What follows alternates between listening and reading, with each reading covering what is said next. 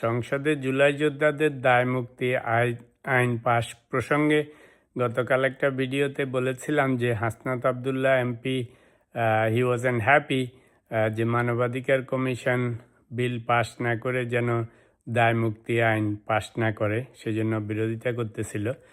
তো কালকে এটাও বলেছিলাম যে ওই দায় মুক্তি আইন পাশ হলেও পুলিশ হত্যা বা অন্যান্য হত্যার বিচারের দ্বার উন্মুক্ত রয়ে গেছে। কিন্তু যেহেতু হাসনাত আবদুল্লাহ মানবাধিকার কমিশন বা হিউম্যান রাইটস কমিশন যেটা সেটা 25-এর হিউম্যান রাইটস বিলটা পাশ না করাতে নাখোশ হয়েছেন এবং বলেছেন ভাবখানা এমন যে সরকার এটা ইউজ করে ভবিষ্যতে তাদেরকে মামলা মোকদ্দমায় বা যারা হত্যাকাণ্ডে জড়িত তাদেরকে ফাঁসাতে পারবে, অনেকটা সেইটারই ইঙ্গিত দিয়ে অপোজ করতেছিলেন। প্রসঙ্গত উল্লেখ্য সরকার প্রেসিডেন্সিয়াল অর্ডিন্যান্স 2025-এর হিউম্যান রাইটস কমিশন বিল বাতিল করে দিছে, কিন্তু ওনারা 2009 সালের যে হিউম্যান রাইটস কমিশন অর্থাৎ আওয়ামী লীগের আমলে যেই কমিশনটা ছিল সেটাকেই 2026 আকারে আবার গতকাল পাশ করেছে। তো এটাতেও হাসনাত আবদুল্লাহরা বা বিরোধী দলরা বিরোধিতা করেছে। তো অবভিয়াসলি প্রশ্ন জাগে যে সরকার ইউনূস সরকারের আমলে যে হিউম্যান রাইটস কমিশনের বিলটা 2025 সেটা কেন বাদ দিয়ে দিল, আবার 2009-এর আওয়ামী লীগের আমলেরটা কেন রেস্টোর করলো ও 2026 নামে পাশ করেছে, এবং আমাদের হাসনাত আবদুল্লাহ বা বিরোধী দলদের নাখোশ হওয়ারই বা কারণ কি।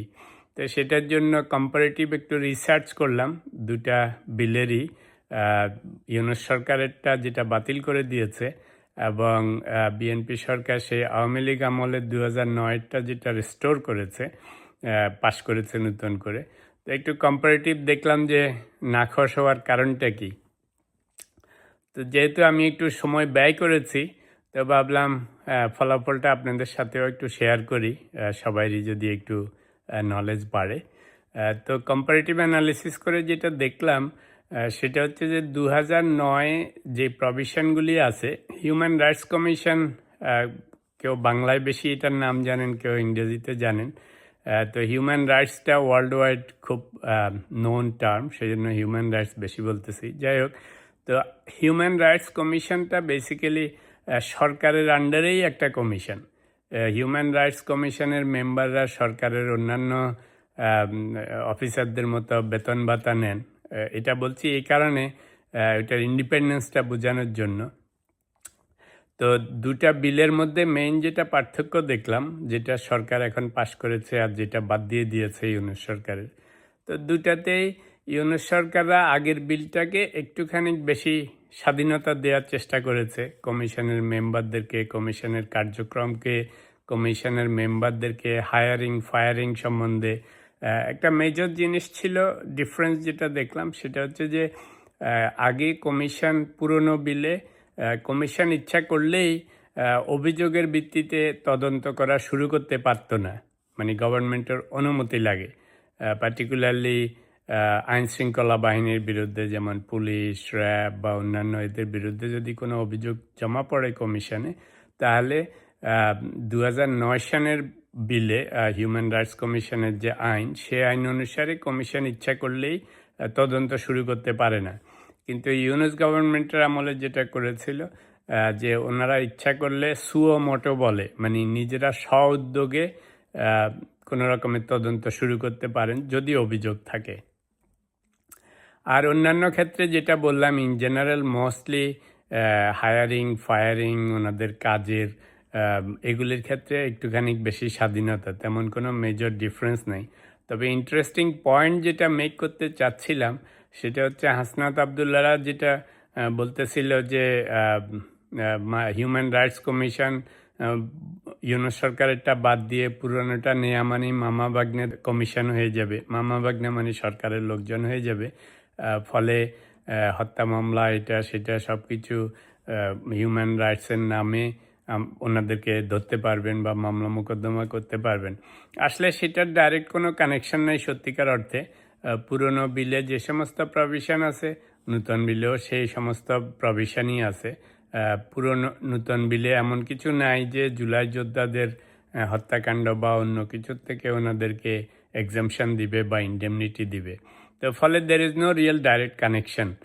খালি অ্যাজ এ সেড যে little bit of more independence, and that independence also এমন আহামরি কিছু না, সব জায়গায় সামান্য সামান্য একটু বেশি ইন্ডিপেন্ডেন্স। আর যেটা লাস্ট পয়েন্ট বলে শেষ করব এটা, যে হিউম্যান রাইটস কমিশন যেহেতু শুরুতেই বলেছি এটাও সরকারেরই একটা অংশ, ইটস এ গভর্নমেন্ট কমিশন। তা আমাদের দেশে বিচার ব্যবস্থাও তো স্বাধীন কাগজে কলমে, আপনার হাইকোর্টের সুপ্রিম কোর্টের বিচারপতি থেকে সবাই স্বাধীন, কিন্তু দেখা যায় বাংলাদেশের যে কোনো জিনিস করতে গেলে অনেকটা সরকারের যা ইচ্ছা বিচারকরা মাশাল্লাহ সেটাই করেন। আমি বলছি না due respect to the justice system, কিন্তু সেটা আপনারা আমরা জানি যে কোনো জিনিস সরকার চাইলেই কেন জানি বোঝবাজির মতো জাস্টিস সিস্টেম সেদিকেই রওনা করে।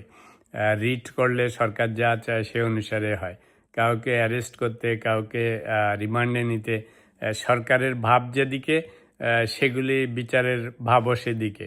তো human rights commission is no exception.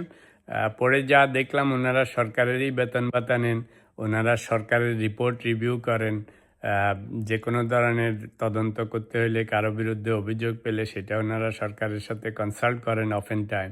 তো বুঝতেই পারতেছেন জাস্টিস সিস্টেম যেভাবে চলতেছে human rights commission will not be any different.